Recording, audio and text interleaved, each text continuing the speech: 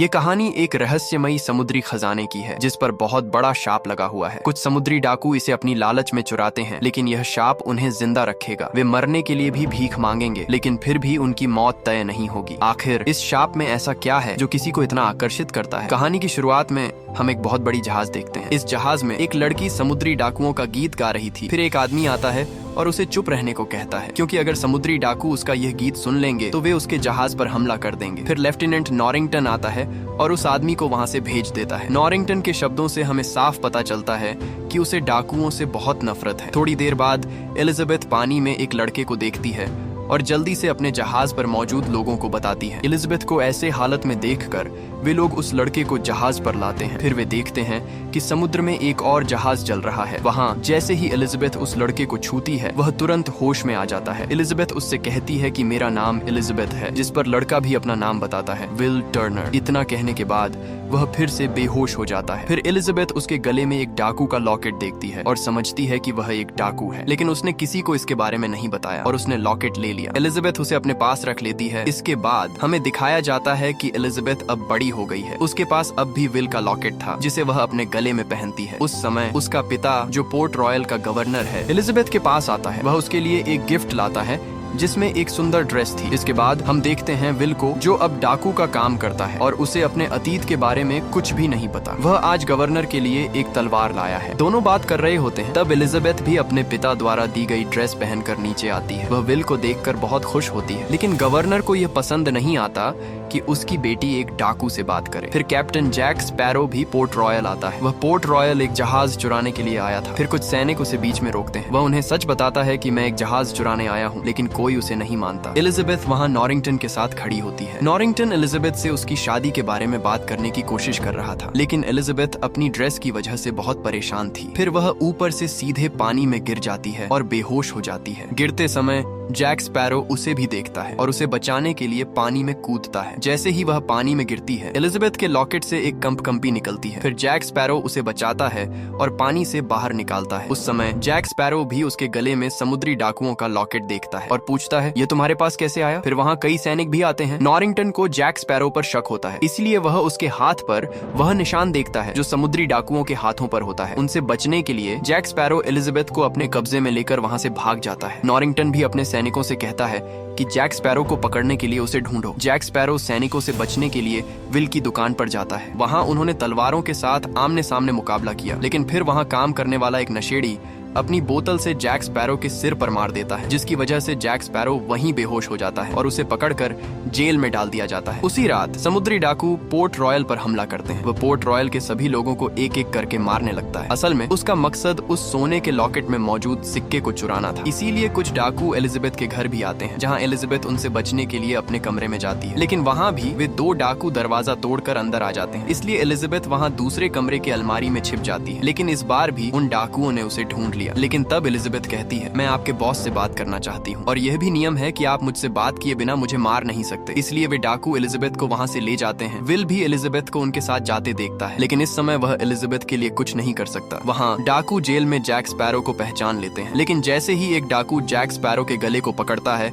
उस समय उसकी हाथ में रोशनी की वजह से कांटा बन जाता है, क्योंकि उन सभी डाकुओं को शाप मिल चुका है। वहाँ ब्लैक पर्ल जहाज में एलिजाबेथ उस जहाज के प्रमुख बारबोसा से मिलती है। एलिजाबेथ उससे कहती है, मैं चाहती हूँ कि पोर्ट रॉयल और समुद्री डाकुओं की लड़ाई हमेशा के लिए खत्म हो जाए और तुम यहाँ से चले जाओ। लेकिन बारबोसा एलिजाबेथ की बातों को नजरअंदाज करता है। फिर एलिजाबेथ धमकी देती है कि मैं अपने पास मौजूद सिक्के को पानी में डाल दूंगी, जिससे सभी डाकू डर जाते हैं। सिक्का देखकर बारबोसा एलिजाबेथ से उसका नाम पूछता है, जिस पर एलिजाबेथ कहती है, मेरा नाम एलिजाबेथ टर्नर है। ये सुनकर बारबोसा कहता है, चलो एक समझौता करते हैं, तुम मुझे ये सिक्का दो, हम पोर्ट रॉयल से चले जाएंगे। एलिजाबेथ उसे वह सिक्का दे देती है, लेकिन फिर भी वह एलिजाबेथ को अपने साथ ले जाता है। पोर्ट रॉयल में विल सीधे नॉरिंगटन के पास जाता है और कहता है कि हमें ब्लैक पर्ल जहाज को जल्द से जल्द ढूंढना होगा। लेकिन नॉरिंगटन उससे कहता है कि हम तुम्हारी मदद नहीं ले सकते, क्योंकि तुम सिर्फ एक लोहे का आदमी हो। विल सीधे अपनी जेल में जैक स्पैरो के पास जाता है, जहाँ वह जैक स्पैरो से कहता है कि मैं तुम्हें इस जेल से बाहर निकाल सकता हूँ, लेकिन इसके लिए तुम्हें मेरी मदद करनी होगी ब्लैक पर्ल जहाज खोजने में। स्पैरो भी उसकी मदद करने के लिए राजी हो जाता है। बाहर आने के बाद दोनों ने इंटरसेप्टर जहाज को चुराने की योजना बनाई। अब क्योंकि उस जहाज पर बहुत लोग थे, दोनों किसी दूसरे जहाज पर गए और उसे चुराने का नाटक किया। इसे देखकर इंटरसेप्टर जहाज में मौजूद नॉरिंगटन भी उन्हें देखता है और वह अपने सभी सैनिकों को ले जाता है। जैक स्पैरो और विल दोनों इंटरसेप्टर जहाज पर जाते हैं और वहां पहुंचते ही उसे पकड़ लेते हैं। अपना जहाज ऐसे जाते देखकर नॉरिंगटन का गुस्सा जैक स्पैरो के खिलाफ और बढ़ जाता है। इंटरसेप्टर जहाज में जैक स्पैरो विल को बताता है कि तुम्हारे पिता भी एक समुद्री डाकू थे और सब उन्हें बूटस्ट्रैप टर्नर के नाम से जानते थे, लेकिन विल उस पर बिल्कुल भी विश्वास नहीं करता। अब क्योंकि उसने अपने पिता से कभी मुलाकात नहीं की, वह उसे मान लेता है। इसके बाद दोनों टॉर्टुगा नाम के एक द्वीप पर जाते हैं, जहां जैक स्पैरो अपने करीबी दोस्त गिब्स से मिलता है और उससे कहता है कि उसके बाकी कुछ साथी ढूंढ लो ताकि वे मिलकर ब्लैक पर्ल जहाज खोज सकें। पहले गिब्स उसके साथ जाने से इनकार कर देता है, लेकिन जैक स्पैरो उसे बताता है कि उसके पास बूटस्ट्रैप का बेटा है। यह सुनकर गिब्स उसके साथ जाने का फैसला करता है। दूसरी तरफ एलिजाबेथ जहाज पर बारबोसा से कहती है कि तुमने वह सिक्का ढूंढ लिया है, अब मुझे जाने दो। उस समय बारबोसा एलिजाबेथ से कहता है कि यह सिक्का उन 882 सोने के सिक्कों में से एक है जो हेरनन कॉटेज को एजटेक लोगों को मारने से रोकने के लिए दिए गए थे, लेकिन कॉटेज की लालच के कारण एजटेक देवताओं ने इस सोने को शापित कर दिया। बारबोसा और उसके दल ने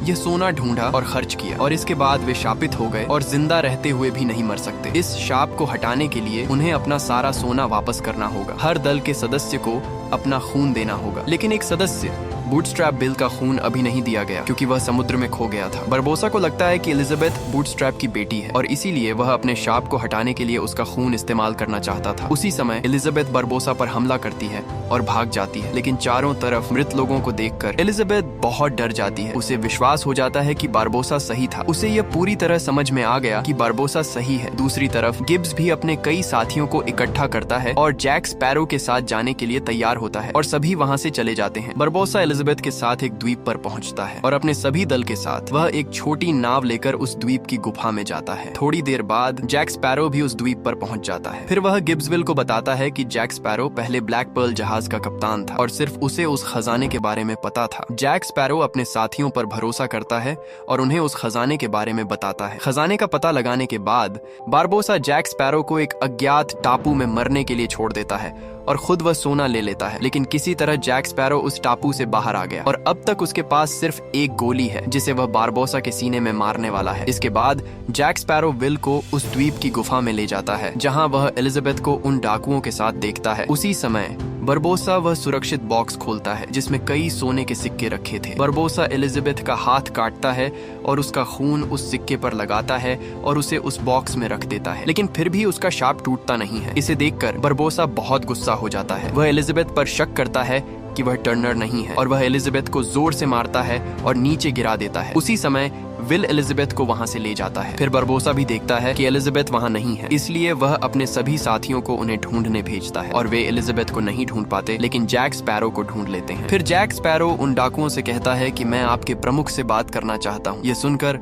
वे डाकू जैक स्पैरो को मार नहीं सकते क्योंकि यह उनके नियमों के खिलाफ था। दूसरी तरफ विल एलिजाबेथ के साथ अपने जहाज पर आता है, लेकिन नियमों के अनुसार वे पीछे जाकर किसी को बचाने नहीं जाते, इसीलिए वे सभी वहां से बिना स्पैरो को बचाए चले जाते हैं। बारबोसा अपने सैनिकों को जैक स्पैरो को मारने का आदेश देता है। फिर जैक स्पैरो उन्हें बताता है कि मुझे पता है बूटस्ट्रैप का बेटा कहाँ है। यह सुनकर बारबोसा अपने सैनिकों को रोक देता है। इसके बाद सभी शापित डाकू जल्दी से इंटरसेप्टर का पीछा करते हैं और एलिजाबेथ भी उन्हें अपने पीछे आता देखती है। विल सभी को अपने बंदूक के लिए तैयार रहने को कहता है और दोनों एक दूसरे पर तोपों से हमला करना शुरू कर देते हैं। इस समय तक जैक स्पैरो भी अपनी जेल से मुक्त हो गया था। वहाँ एलिजाबेथ देखती है कि उसके गले में लॉकेट नहीं है, इसलिए उसे खोजने के लिए विल जहाज के अंदर जाता है, लेकिन अंदर बहुत पानी था। अब सभी शापित डाकू उनके जहाज में आने लगते हैं और कुछ डाकू अपने जहाज में बारूद डालने लगते हैं। वहाँ जैक स्पैरो भी रस्सी लेकर इंटरसेप्टर जहाज में आता है। नीचे विल देखता है कि एक बंदर आया है और उसका सिक्का ले गया। फिर एलिजाबेथ देखती है कि पानी भरने की वजह से विल डूब रहा है, लेकिन वह उसकी मदद नहीं कर सकती। इससे पहले डाकू उसे पकड़ लेते हैं। वहाँ जैक स्पैरो भी उस बंदर को पकड़ने की कोशिश करता है, लेकिन वह सिक्का लेता है और उसे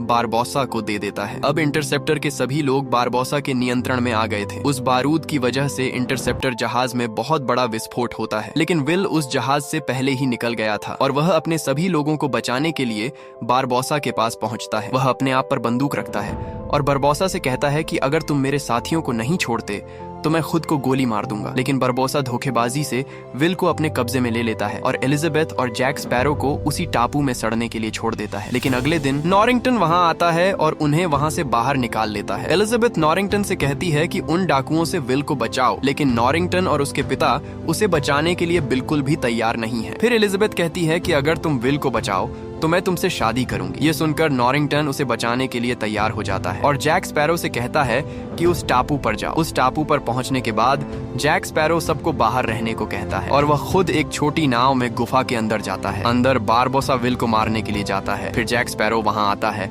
और उसे ऐसा करने से रोकता है। वह उन्हें बताता है कि बाहर बहुत सारे गवर्नर के सैनिक खड़े हैं और अगर तुम उसे अभी मारोगे तो तुम इंसान बन जाओगे और बाहर जाने के बाद वे सैनिक तुम्हें मार देंगे, इसलिए पहले जाकर उन्हें खत्म करो। उन्हें हराने के बाद तुम 2 जहाजों के कप्तान बन जाओगे। ये सुनकर बारबोसा उसकी बात सुनता है और अपने डाकुओं को उन्हें खत्म करने भेज देता है। सभी डाकू गवर्नर के पीछे छिप जाते हैं। वे जहाज पर हमला करते हैं और सभी को एक एक करके मारना शुरू कर देते हैं। उस गुफा में जैक स्पैरो और विल भी बारबोसा और उसके डाकुओं से लड़ना शुरू करते हैं। लड़ते समय बारबोसा उसकी तलवार जैक स्पैरो में डाल देता है, लेकिन फिर वह चांदनी में जाता है और एक खोल में बदल जाता है। वास्तव में जैक स्पैरो ने भी खजाने में से एक चीज चुरा ली थी। दूसरी तरफ ब्लैक पर्ल जहाज आता है और एलिजाबेथ के सभी साथियों को वहां से आजाद करता है, लेकिन उनमें से कोई भी विल और जैक स्पैरो को बचाने उसके साथ नहीं जाता। दूसरी तरफ नॉरिंगटन और उसके सैनिक भी उनके जहाज पर दूसरों की मदद के लिए आते हैं। टापू में जैक स्पैरो अपने चुराए हुए सिक्के पर अपना खून डालता है मौके को देखकर और अपनी बचाई हुई गोली से बारबोसा को मारता है। बारबोसा कहता है, तुमने अपनी गोली बर्बाद कर दी। उसी समय विल भी उस सिक्के के लॉकेट के वॉल्ट में अपना खून डालता है। इसे डालने के बाद बारबोसा इंसान बन जाता है और गोली की वजह से मारा जाता है। अब जहाज पर सभी डाकू इंसान बन गए थे, इसलिए वे अपनी जान बचाने के लिए पोर्ट रॉयल के सैनिकों के सामने हार मान लेते हैं। इसके बाद हमें पोर्ट रॉयल का दृश्य दिखाया जाता है जहां जैक स्पैरो आज सभी के सामने फांसी दिए जाने वाला था। फिर विल वहां आता है। जैसे ही विल वहां आता है वह सबसे पहले एलिजाबेथ के लिए अपना प्यार व्यक्त करता है और फिर सीधे जैक स्पैरो को बचाने जाता है। वह गवर्नर के सैनिकों से लड़ता है और जैक स्पैरो को फांसी के फंदे से निकालता है और फिर दोनों वहां से एक साथ भागना शुरू करते हैं, लेकिन वे दूर नहीं भाग पाते और सैनिकों ने उन्हें चारों तरफ से घेर लिया। वे सैनिक उन्हें मारने वाले थे, तभी एलिजाबेथ आती है और उन्हें बचा लेती है और उन्हें एक और मौका देने के लिए। एलिजाबेथ की बात सुनकर गवर्नर भी जैक स्पैरो को एक और मौका देता है। उसी समय जैक स्पैरो वहां बैठे एक तोते को देखता है, जिसे देखकर वह समझता है कि उसका साथी कहीं यहाँ है, इसलिए वह ऊपर से समुद्र में कूद जाता है जहाँ उसका साथी ब्लैक पर्ल जहाज लेकर आया था। ऊपर गवर्नर भी मान जाता है कि उसकी बेटी एलिजाबेथ की शादी विल से हो और दूसरी तरफ जैक स्पैरो फिर से ब्लैक पर्ल का कप्तान बन जाता है। इसके साथ ही फिल्म समाप्त हो जाती है।